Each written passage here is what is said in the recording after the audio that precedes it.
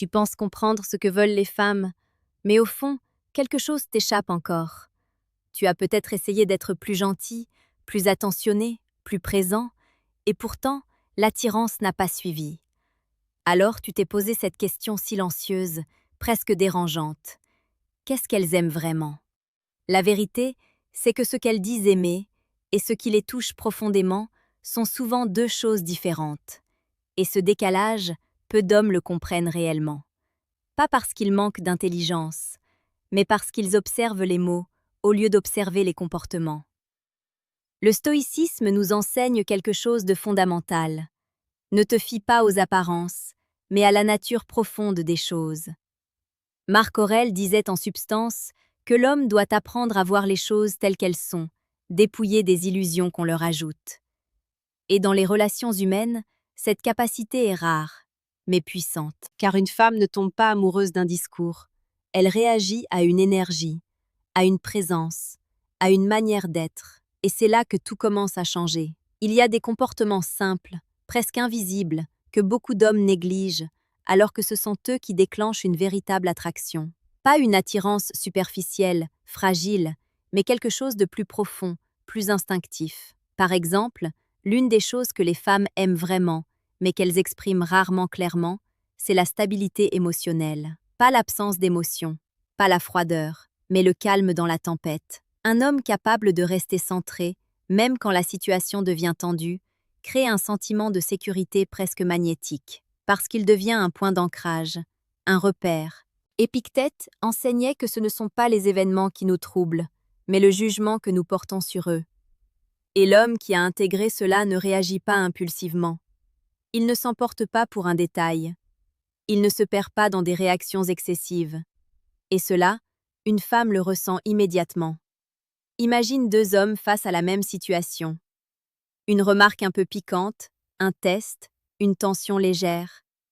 Le premier se braque, se justifie, devient nerveux. Le second reste posé, presque amusé, sans perdre son calme. Lequel semble le plus fort? Lequel semble le plus attirant? Ce n'est pas une question de mots. C'est une question de maîtrise intérieure. Et cette maîtrise, paradoxalement, n'est pas une façade. Elle vient d'un travail profond sur soi. Une discipline intérieure que peu acceptent de développer. Sénèque disait que la vraie puissance d'un homme réside dans sa capacité à se gouverner lui-même. Et aujourd'hui, cette phrase prend tout son sens. Parce que dans un monde où tout pousse à la réaction immédiate, celui qui maîtrise ses émotions devient rare. Et ce qui est rare devient précieux. Mais ce n'est que le début. Une autre chose que les femmes aiment profondément, sans toujours en avoir conscience, c'est la direction. Pas le contrôle, pas la domination, mais la capacité à savoir où tu vas.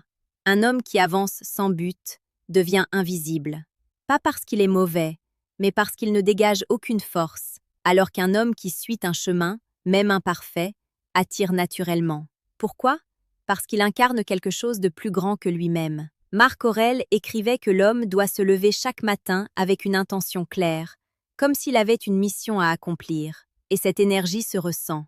Elle se voit dans la manière de parler, de marcher, de regarder. Une femme ne cherche pas un homme parfait, elle cherche un homme orienté, quelqu'un qui ne dérive pas, quelqu'un qui ne dépend pas d'elle pour exister. Et c'est là que beaucoup se trompent. Ils pensent qu'en donnant toute leur attention, toute leur énergie, ils vont créer un lien fort. Mais en réalité, ils s'effacent. Or, ce qui attire, ce n'est pas l'effacement, c'est la présence. Une présence ancrée dans une vie, dans une vision, dans une direction. C'est pour cela qu'un homme occupé, passionné, engagé dans quelque chose, devient naturellement plus attirant. Pas parce qu'il joue un rôle, mais parce qu'il vit réellement. Et cela crée une tension subtile, une dynamique. Elle sent qu'elle n'est pas le centre de ton monde, mais qu'elle peut y entrer.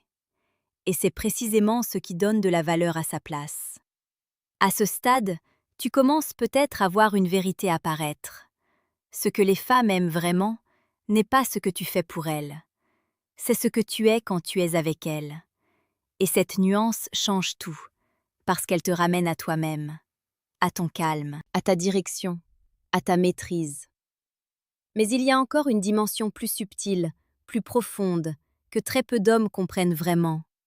Une qualité presque silencieuse, mais incroyablement puissante, qui peut transformer complètement la perception qu'une femme a de toi.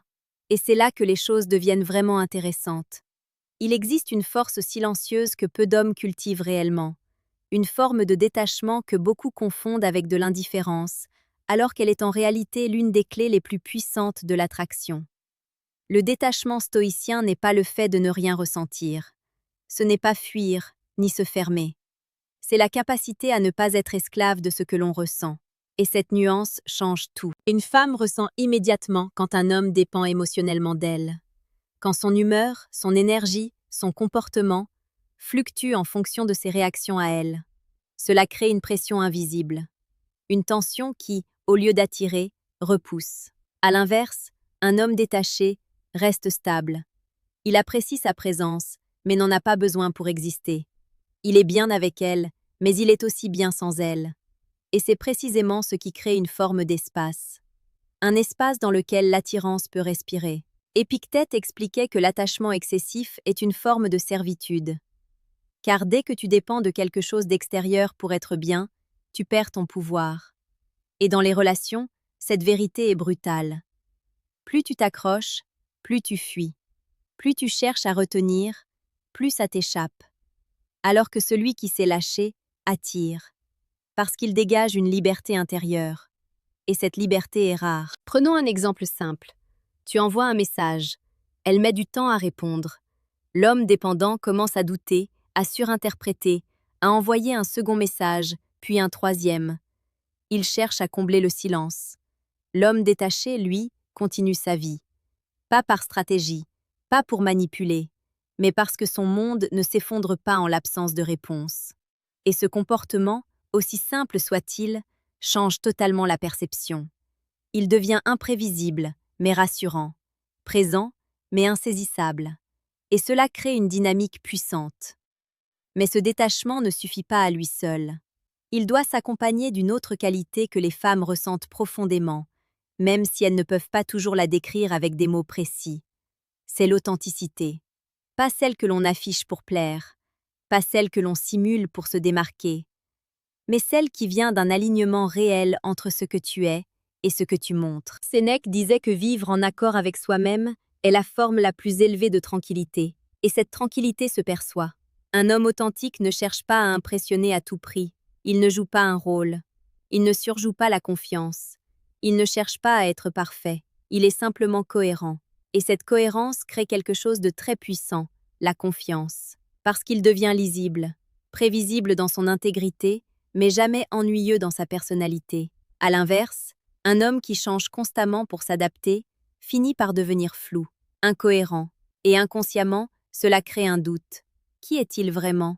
Et ce doute affaiblit l'attirance.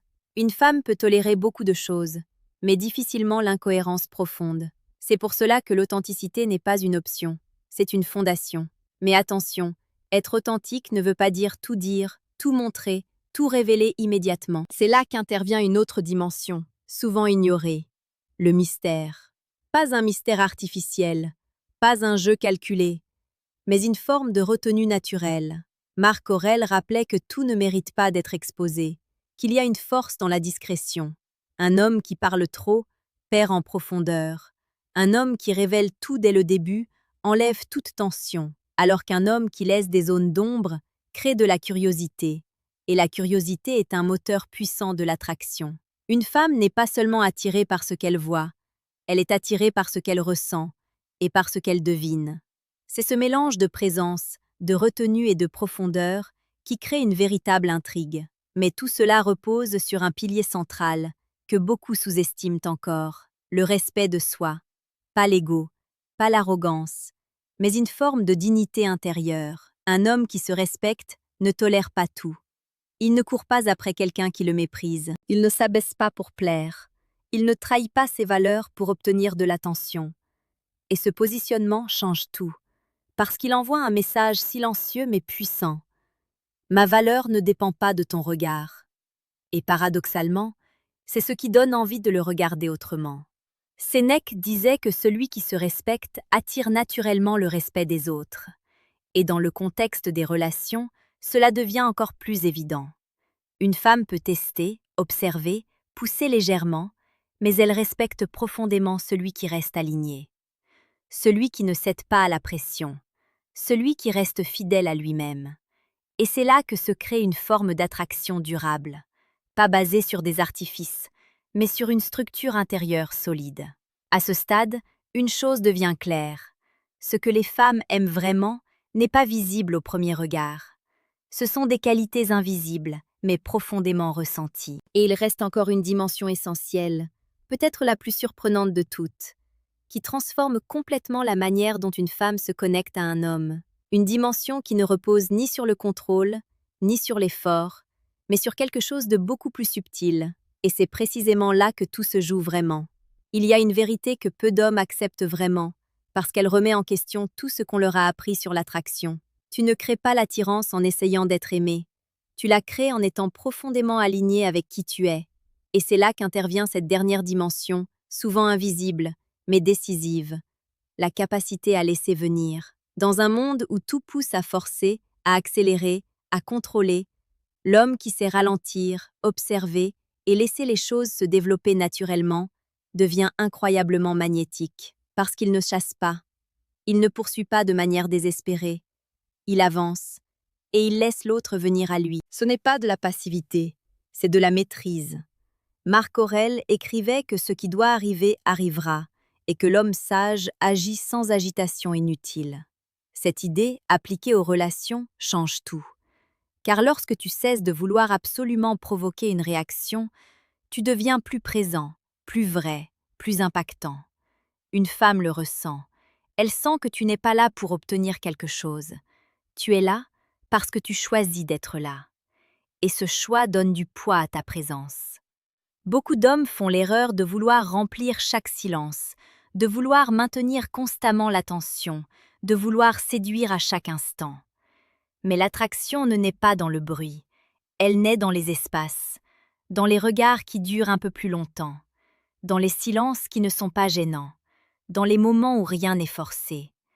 C'est dans ces instants que quelque chose de réel se construit. Épictète disait que la liberté commence lorsque tu arrêtes de vouloir contrôler ce qui ne dépend pas de toi. Et dans les relations, l'attirance ne dépend pas entièrement de toi. Tu peux créer un terrain favorable. Tu peux incarner certaines qualités, mais tu ne peux pas forcer un sentiment. Et c'est précisément pour cela que l'homme qui accepte cette réalité devient plus puissant. Parce qu'il agit sans s'attacher aux résultats. Il donne sans attendre. Il avance sans s'accrocher. Et cette énergie est profondément attirante. Mais il y a encore une dernière nuance, subtile, presque imperceptible, qui vient compléter tout ce que tu viens de comprendre. C'est la capacité à apprécier sans posséder. Un homme stoïcien ne voit pas une femme comme quelque chose à obtenir. Il la voit comme une rencontre à vivre. Et cela change tout. Parce qu'il n'y a plus de pression, plus de besoin de contrôler, plus de peur de perdre. Sénèque rappelait que tout ce que nous avons peut nous être retiré, et que la sagesse consiste à apprécier sans s'attacher de manière excessive. Dans une relation, cela devient une force incroyable. Tu es présent, tu es sincère, tu es engagé, mais tu ne t'accroches pas, et cette posture crée une forme de légèreté qui donne envie de rester, parce que rien n'est forcé, parce que tout est choisi, et c'est là que tu comprends réellement ce que les femmes aiment.